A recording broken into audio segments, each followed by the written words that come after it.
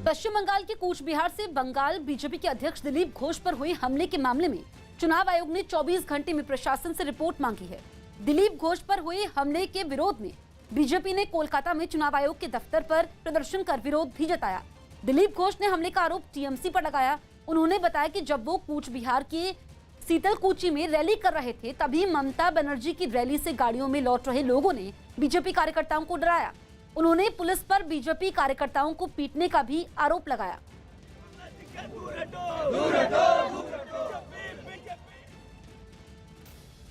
कैलाश विजयवर्गीय ने ट्वीट कर ममता पर वार किया। उन्होंने ट्वीट किया कि विधानसभा चुनाव में टीएमसी की हताशा साफ नजर आ रही है। कूच बिहार में बीजेपी के प्रदेश अध्यक्ष दिलीप घोष पर ममता समर्थकों ने हमला किया, लेकिन इन अराजक तत्वों का अंत निकट है। 2 मई को जनता का फैसला सामने आ जाएगा। पश्चिम बंगाल के कूच बिहार में टीएमसी के कार्यकर्ताओं पर एक बीजेपी उम्मीदवार के काफिले पर हमले का आरोप लगा।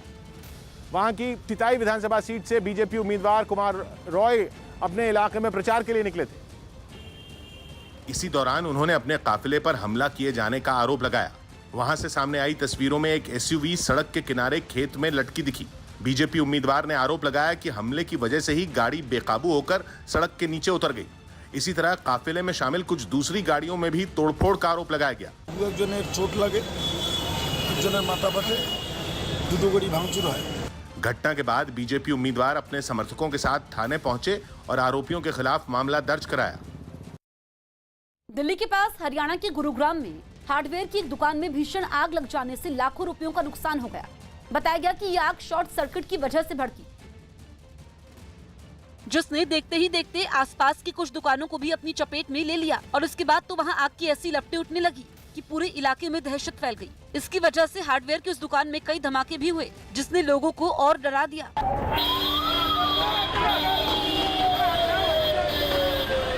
आग की खबर मिलते ही पुलिस के साथ दमकल की कई गाड़ियां वहां पहुंच गई, लेकिन उसे बुझाने में दमकल कर्मचारियों को काफी मेहनत करनी पड़ी। उन्होंने न केवल जमीन से पानी की बौछार की, बल्कि हाइड्रोलिक क्रेन की मदद से ऊपर से भी आग को बुझाने की कोशिश की। इस बीच आसपास की दूसरी इमारतों को भी एहतियातन खाली करवा लिया गया। वहीं पुलिस उन लोगों को वहां से हटाने में जुटी रही जो इस पूरी कार्रवाई को देखने के लिए वहां इकट्ठा हो गए थे। खबर है कि आग लगते ही उस दुकान में मौजूद सभी लोग बाहर निकल आए थे। यूरोप के देश क्रोएशिया में भारी बर्फबारी लोगों के लिए मुसीबत बन गई और इसकी वजह से ट्रैफिक भी पूरी तरह ठप हो गया। मौसम के इस तरह अचानक करवट लेने के बाद वहां के कई इलाकों में बर्फीला तूफान भी आया, जिसकी कुछ तस्वीरें वहां के डेलनिस शहर से सामने आईं, जो सफेद चादर में लिपटा दिखा। बर्फीले तूफान की वजह से सड़कों पर सन्नाटा पसर गया और वहां मौजूद इक्का दुक्का गाड़ियां भी रेंगती नजर आईं। लगातार गिर रही बर्फ ने लोगों का जीना दूभर कर दिया। बर्फ गिरने के साथ ही वहां के कई इलाकों में तापमान भी काफी नीचे चला गया और लोग गर्मियों के मौसम में भी कड़कड़ाती ठंड झेलने पर मजबूर हो गए। मौसम विभाग ने अगले 24 घंटे तक वहां ऐसे ही हालात रहने की संभावना जताई है। क्रोएशिया के साथ ही यूरोप के कई और देश भी इन दिनों बेमौसम की बारिश और बर्फबारी का सामना कर रहे हैं। पीएम मोदी से अमेरिकी राष्ट्रपति के दूत जॉन केरी से मुलाकात की। पीएम मोदी से जलवायु परिवर्तन पर अमेरिकी राष्ट्रपति के दूत जॉन केरी ने मुलाकात की। जॉन केरी ने 22 और 23 अप्रैल को जलवायु के मुद्दे पर होने वाले सम्मेलन के बारे में भी पीएम मोदी को जानकारी दी। पीएम मोदी आज सभी राज्यों के सीएम के साथ बैठक करेंगे, जिसमें कोरोना के मुद्दे पर चर्चा होगी। सभी सीएम के साथ पीएम मोदी की ये बैठक आज शाम 6:30 बजे होगी। महाराष्ट्र के पूर्व गृह मंत्री अनिल देशमुख की याचिका पर सुप्रीम कोर्ट में आज सुनवाई होगी। उन्होंने अपने खिलाफ सीबीआई जांच के आदेश को चुनौती दी है। कुछ दिन पहले ये आदेश बॉम्बे हाईकोर्ट ने दिया था। बीजेपी के राष्ट्रीय अध्यक्ष जेपी नड्डा आज बंगाल में हुंकार भरेंगे। नड्डा आज अलीपुरद्वार और मेखलीगंज में रोड शो कर पार्टी के प्रत्याशियों के लिए वोट मांगेंगे। पीएम नरेंद्र मोदी आज सुबह 11 बजे वीडियो कॉन्फ्रेंसिंग से श्री गुरु तेग बहादुर की 400वीं जयंती पर उच्च स्तरीय बैठक करेंगे। इस बैठक में गृह मंत्री अमित शाह भी शामिल होंगे। मिसेस श्रीलंका वर्ल्ड कॉन्टेस्ट के फिनाले में बीच स्टेज पर दर्शकों के सामने ऐसा हाई वोल्टेज ड्रामा हुआ कि प्रतियोगिता की घोषित विजेता ही बदल गई और मामला थाने पहुंच गया। हालांकि बाद में पेजेंट के आयोजकों ने अपनी भूल में सुधार किया और पहले जिस प्रतियोगी को मिसेस श्रीलंका वर्ल्ड चुना गया था उसे खिताब लौटा दिया गया।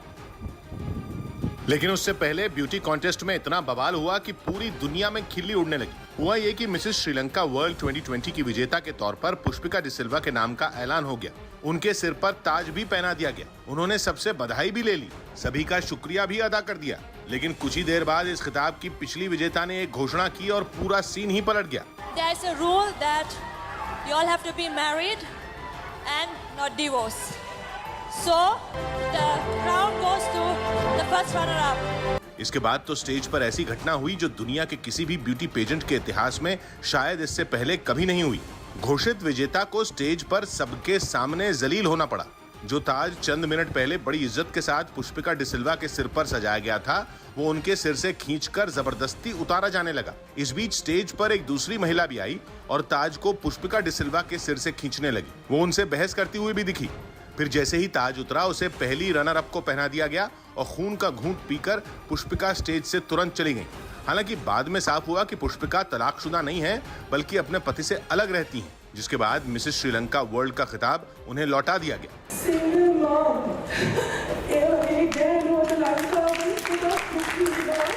पुष्पिका डिसिल्वा ने इस मामले पर पुलिस में शिकायत भी दर्ज कराई है। बताया तो ये तक गया कि जबरदस्ती ताज खींचने की वजह से उनके सिर पर चोटें भी आई हैं। जम्मू कश्मीर के श्रीनगर में सुरक्षा बल और आतंकवादियों के बीच मुठभेड़ हो गई। सुरक्षा बल को श्रीनगर के गुलामबाग इलाके में आतंकवादियों के छिपे होने की खबर मिली थी, जिसके बाद सुरक्षा बल ने पूरे इलाके को घेर लिया और आतंकवादियों की तलाश में सर्च ऑपरेशन शुरू किया। सामने आई तस्वीरों में सुरक्षा बल एक खुदाई करने वाली मशीन की मदद से एक मकान की दीवार को ढहाते नजर आए। बताया गया कि खुद को घिरा देख आतंकवादियों ने फायरिंग शुरू कर दी, जिसके बाद दोनों तरफ से गोलीबारी शुरू हो गई। इस बीच वहां धमाके की आवाजें भी सुनाई दी। इजराइल के कब्जे वाले वेस्ट बैंक में 42 साल के एक शख्स की मौत ने इलाके में इजराइल और फिलिस्तीन के बीच बरसों पुराने तनाव में आग में घी डालने का काम किया। बताया गया कि मरने वाला वो फिलिस्तीनी अपनी कार में वहां एक चेक पॉइंट से गुजर रहा था कि तभी इजराइल के जवानों ने उस पर गोलियां चला दी और फिर तो इलाके में माहौल गमगीन हो गया। आंसू बहते नहीं रुके, लेकिन लोग मातम भी कितनी देर मनाते। जब रोते रोते आंसू भी सूख गए तो उनके मन में बदले और गुस्से की ज्वाला भड़क गई। लोगों की आह आक्रोश में बदल गई और इजराइल की गोलियों के शिकार हुए शख्स की शव यात्रा में पूरा गांव उमड़ पड़ा। लोगों के अंदर दुख ऐसे हिलोरे मार रहा था कि वो कूद कूद कर नारे लगाते दिखे। हालांकि फिलिस्तीनी की मौत पर इजराइल और फिलिस्तीन ने अलग अलग दलीलें दी। इजराइल की सेना ने दावा किया कि मरने वाले ने उसके जवानों को निशाना बनाने के लिए उनकी तरफ तेजी से अपनी कार बढ़ाई थी, इसलिए जवाब में सैनिकों ने फायरिंग की। लेकिन फिलिस्तीन की तरफ से कहा गया कि उस आदमी ने हमला नहीं किया था, बल्कि जवानों ने ही बेवजह गोली चलाई। पश्चिम बंगाल में चौथे चरण के लिए प्रचार तेज हो गया है। इसी कड़ी में बीजेपी अध्यक्ष जेपी नड्डा और योगी आदित्यनाथ ताबड़तोड़ प्रचार करेंगे। नड्डा आज दोपहर अलीपुरद्वार में 2 रोड शो करेंगे और इसके बाद मेखलीगंज में भी नड्डा रोड शो कर बीजेपी प्रत्याशी के लिए वोट मांगेंगे। वहीं योगी आदित्यनाथ भी प्रचार की कमान संभालेंगे। योगी आज हुगली और हावड़ा में रैली कर प्रचार करेंगे। योगी हुगली में 2 और हावड़ा में 1 जनसभा को संबोधित करेंगे। तो 2 तस्वीरें आपके सामने हैं। आज जेपी नड्डा रोड शो करेंगे, प्रचार तेज हो गया है। चौथे चरण के लिए योगी भी जनसभा करेंगे। तो पश्चिम बंगाल का रण जारी है और इस बीच आज बीजेपी अध्यक्ष जेपी नड्डा और यूपी के मुख्यमंत्री योगी आदित्यनाथ की जनसभाएं हैं। प्रधानमंत्री नरेंद्र मोदी ने देश भर के छात्रों से वीडियो कॉन्फ्रेंसिंग के जरिए परीक्षा पे चर्चा कार्यक्रम के तहत बात की। प्रधानमंत्री के इस कार्यक्रम में देश भर के 14 लाख छात्रों ने हिस्सा लिया और कार्यक्रम के तहत प्रधानमंत्री ने बोर्ड परीक्षाओं पर छात्रों से बात की। ये कार्यक्रम 96 मिनट चला, जिसमें छात्रों को दबाव से बचने के टिप्स दिए गए। टीचरों और बच्चों के माँ बाप को भी ये कहा गया कि छात्रों पर गैर ज़रूरी दबाव न बनाया जाए, क्योंकि दबाव बनाने से छात्रों की काबिलियत और उनके प्रदर्शन पर बुरा असर पड़ता है। इस दौरान वो प्रधानमंत्री कार्यालय के गार्डन में लगातार चहलकदमी करते रहे और उनके हाथ में एक टैबलेट रही, जिसके ज़रिए वो वीडियो कॉन्फ्रेंसिंग से जुड़े छात्रों से बात करते रहे। मैं समझता हूँ कि जिंदगी में ये कोई आखिरी मुकाम नहीं है। ये जिंदगी बहुत लंबी है, बहुत पड़ाव आते हैं। एक छोटा सा पड़ाव है। हमें दबाव नहीं बनाना चाहिए, चाहे टीचर हो, स्टूडेंट हो, परिवारजन हो, यार दोस्त हो। अगर बाहर का दबाव कम हो गया, खत्म हो गया, तो एग्जाम का दबाव कभी महसूस नहीं होगा। कॉन्फिडेंस फलेगा, फूलेगा। आईआईटी रुड़की में 6 और छात्रों की कोरोना पॉजिटिव आने के बाद संख्या बढ़कर 60 पहुंच गई है। इस बार आईआईटी के एक हॉस्टल को कोविड केयर सेंटर बनाया गया है। आईआईटी परिसर में कोविड के मरीजों की संख्या बढ़ने से कॉलेज प्रशासन की ओर से सभी छात्रों को सावधानी बरतने और कोरोना गाइडलाइंस के पालन के निर्देश दिए गए हैं। इसके साथ ही बाहर से आने वाले छात्रों को भी क्वारंटीन किया जा रहा है। कोरोना केस बढ़ने के बाद आईआईटी रुड़की के 5 हॉस्टल भी सील किए गए हैं। उत्तर प्रदेश के कई जिलों में गेहूं की फसल में आग लग गई, जिससे किसानों को भारी नुकसान का सामना करना पड़ा। यह हादसा तब हुआ जब फसल कटने को तैयार थी, लेकिन उससे पहले ही आग ने उसे जलाकर राख कर दिया। सबसे खौफनाक तस्वीरें उत्तर प्रदेश के कुशीनगर से सामने आईं, जहां पकी फसल भीषण लपटों में दधकती दिखी। बताया गया कि फसल की कटाई कर रही एक मशीन से निकली चिंगारी से यह आग भड़की और देखते ही देखते पूरे खेत में फैल गई। हादसे के वक्त मशीन पर एक आदमी भी बैठा दिखा, जो जैसे तैसे अपनी जान बचाकर वहां से भागा। इसके बाद किसानों की आंखों के सामने ही उनकी महीनों की मेहनत से उगाई फसल मिट्टी में मिल गई।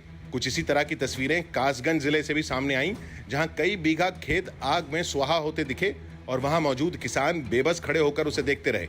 हालांकि कुछ नौजवान आग पर पानी और मिट्टी डालकर उसे शांत करने में जुटे दिखे, जबकि कई बड़े बड़े पत्तों की मदद से लपटों को बुझाने की कोशिश करते नजर आए। प्रतापगढ़ में भी आग ने किसानों की महीनों की मेहनत पर पानी फेर दिया। आशंका जताई गई कि वहां शॉर्ट सर्किट की वजह से आग लगी, जिसके बाद खेतों में खड़ी लाखों की फसल कुछ ही घंटों में जलकर राख हो गई। बिहार के वैशाली जिले से हैरान करने वाला एक वीडियो सामने आया, जिसमें 2 गुटों के बीच जमकर मारपीट हो गई। यह घटना होली के दिन की है, जिसका वीडियो अब सामने आया और वायरल भी हो गया। और फिर दोनों गुट आपस में भिड़ गए। उन्होंने डंडों से एक दूसरे पर हमला करना शुरू कर दिया। सड़क पर लड़ते लड़ते वो लोग पास के खेतों में भी उतर गए। इस बीच एक महिला वहां कुछ लड़कों को समझाती नजर आई, लेकिन उसकी इस कोशिश का कोई असर नहीं हुआ। काफी देर तक दोनों गुट आपस में लड़ते रहे। खबर है कि बाद में दोनों ने एक दूसरे के खिलाफ थाने में केस भी दर्ज करवाया। कोरोना वायरस की नई लहर को देखते हुए उत्तराखंड सरकार ने रेलवे से राज्य के लिए कोई ट्रेन न चलाने की अपील की है। न्यूज़ 18 के चंदन जजवाड़े की रिपोर्ट है कि उत्तराखंड सरकार ने रेलवे से अपील की है कि वो 11 से 14 अप्रैल तक उत्तराखंड के लिए ट्रेनें न चलाए, क्योंकि इन दिनों हरिद्वार में कुंभ मेला लगा है। ऐसे में 12 और 14 अप्रैल को श्रद्धालुओं की भारी भीड़ जुटने की उम्मीद है। 12 अप्रैल को अमावस्या है और 14 अप्रैल को बैसाखी है। राज्य सरकार को इन मौकों पर बड़ी तादाद में लोगों के वहां पहुंचने का अनुमान है। उत्तराखंड सरकार की दलील है कि बड़ी संख्या में लोग ट्रेनों से वहां पहुंच सकते हैं, जिन पर नजर रखना प्रशासन के लिए मुश्किल हो सकता है। फिलहाल देश भर से 29 ट्रेनें रोजाना हरिद्वार पहुंच रही हैं, जिन्हें इन 4 दिनों के लिए बंद करने से पहले रेलवे गृह मंत्रालय से सलाह लेगा और एक बार फिर उत्तराखंड सरकार से बात करेगा। मौका होगा शाही स्नान का या बड़े स्नान का, तो भीड़ ज़्यादा लगने की संभावना, इसलिए उत्तराखंड सरकार ने कहा है कि 11 अप्रैल से लेकर के 14 अप्रैल तक कोई ट्रेन ना चलाई जाए। शरद पवार ने कोरोना वैक्सीन की दूसरी डोज लगवा ली। एनसीपी अध्यक्ष शरद पवार ने मुंबई में कोरोना की दूसरी वैक्सीन लगवाई। वैक्सीन लगवाने के बाद उन्होंने डॉक्टरों और नर्सों का शुक्रिया अदा किया। यूपी में मुख्तार अंसारी की विधानसभा सदस्यता खत्म हो सकती है। प्रदेश के संसदीय कार्य मंत्री सुरेश खन्ना ने इस बात के संकेत दिए। अभी इस पर कानूनी राय ली जा रही है।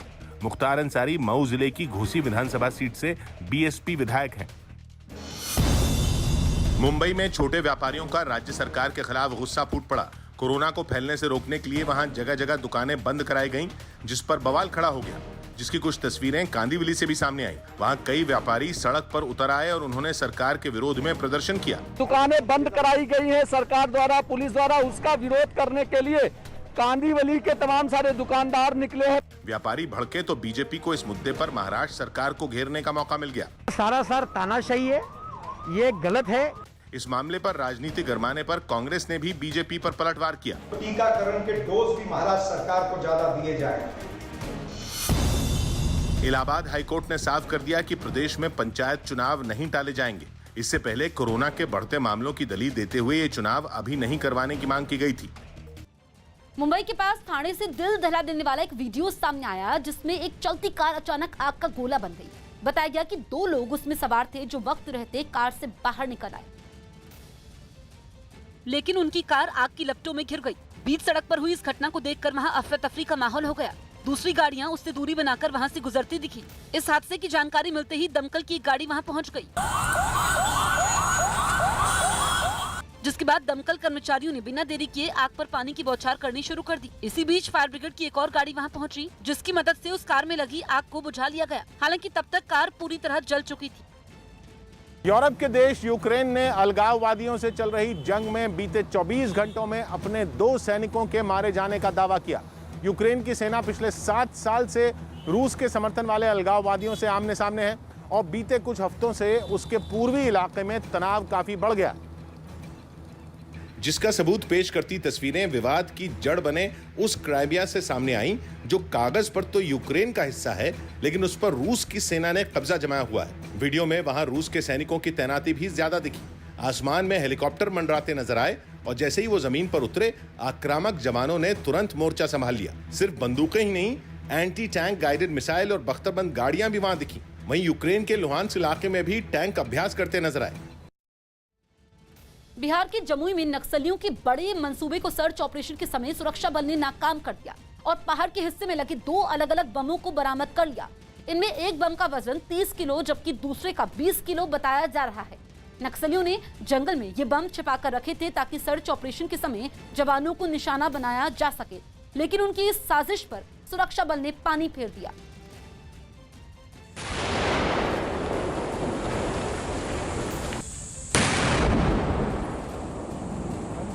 झारखंड के सिमडेगा से एक चौंकाने वाला वीडियो सामने आया। वहां एक आदमी अस्पताल के छज्जे पर चढ़कर नीचे कूदने की कोशिश करता दिखा।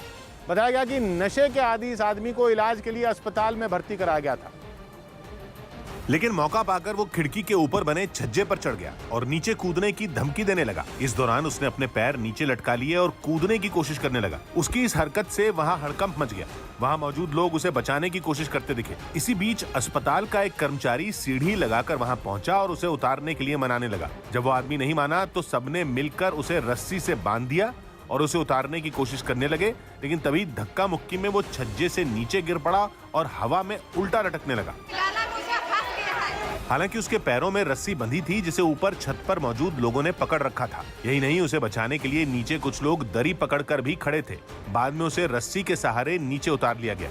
नीचे उतारने के बाद उसे दोबारा उसके वार्ड में भेज दिया गया। दिल्ली के पास हरियाणा के गुरुग्राम से चौंकाने वाला एक वीडियो सामने आया, जिसमें 2 बदमाशों ने एक बुजुर्ग महिला से लूटपाट की। ये पूरी घटना वहां लगे सीसीटीवी कैमरे में रिकॉर्ड हो गई, जिसमें दिखा कि जब वो महिला अपने बेटे के साथ स्कूटर से अपने घर पहुंची, उसी वक्त 2 बदमाश मोटरसाइकिल से उनके पीछे आए और उस महिला का बैग छीनकर फरार हो गए। हालांकि उस महिला ने थोड़ी दूरी तक उनका पीछा किया और फिर उसके बेटे ने भी उन्हें पकड़ने की कोशिश की, लेकिन दोनों बदमाश उनके हाथ नहीं आए। 8 तोला के कड़े थे, 2 तोला की चैन और लॉक किट था 1 तोले का और 5000 उसमें रुपया था। इस घटना की जानकारी तुरंत पुलिस को दी गई, जिसके बाद पुलिस वहां पहुंची और सीसीटीवी कैमरे की मदद से उन बदमाशों को पकड़ने में जुट गई। देश में कोरोना वैक्सीन के अभियान को ताकत देने के लिए नेटवर्क 18 ने संजीवनी मिशन लॉन्च किया। मिशन की शुरुआत पंजाब के अटारी बॉर्डर से हुई, जहां अभिनेता सोनू सूद भी पहुंचे, जो नेटवर्क 18 के इस मिशन के ब्रांड एम्बेसडर हैं। संजीवनी मिशन के तहत देश के उन सभी लोगों से वैक्सीन लगवाने की अपील की जाएगी जो सरकार के दिशा निर्देशों के दायरे में आते हैं, यानी वैक्सीन लगवा सकते हैं। मिशन के तहत एक संजीवनी गाड़ी भी लॉन्च की गई, जिसे खुद सोनू सूद ने हरी झंडी दिखाकर रवाना किया। इस गाड़ी में मेडिकल टीम भी मौजूद रहेगी। देश के कोरोना की दूसरी लहर से सबसे ज़्यादा प्रभावित 5 जिलों में पहुंचकर इस गाड़ी के जरिए लोगों को जागरूक किया जाएगा और कोरोना वैक्सीन से जुड़ी शंकाएं दूर की जाएंगी। हम लोग सुनते हैं कि बहुत सारे लोगों को माइंड में एक डर है कि वैक्सीन लगवाएं या इंतज़ार करें, तो मैं उन सबसे ये कहना चाहूँगा कि बहुत इम्पॉर्टेंट है कि आज आप खुद जाकर पहल कीजिए, मोटिवेट कीजिए अपने परिवार वालों को, दोस्तों को। बहुत इंपॉर्टेंट है आपके लिए, आपके देश के लिए। लोगों से सवाल पूछिए, लगाया क्या। महाराष्ट्र में कोरोना बेकाबू होता जा रहा है। महाराष्ट्र में पिछले 24 घंटे में कोरोना के 59,907 नए मरीज सामने आए हैं, जबकि 24 घंटे में 322 लोगों की मौत हुई है। अगर मुंबई की बात करें तो वहां पर 24 घंटे में कोरोना के 10,428 नए केस सामने आए हैं और 24 घंटे में वहां 23 लोगों ने अपनी जान गंवाई। इस बीच कोरोना के ज्यादा केस सामने आने के बाद महाराष्ट्र में वैक्सीनेशन का काम भी तेज कर दिया गया है। गुजरात के वडोदरा से हैरान कर देने वाला एक वीडियो सामने आया, जिसमें इलाज के दौरान एक महिला की मौत होने पर उसके परिवार के कुछ सदस्यों ने अस्पताल में जमकर हंगामा किया। बताया गया कि उस महिला को सांस लेने में तकलीफ होने की शिकायत पर इस अस्पताल में भर्ती कराया गया था।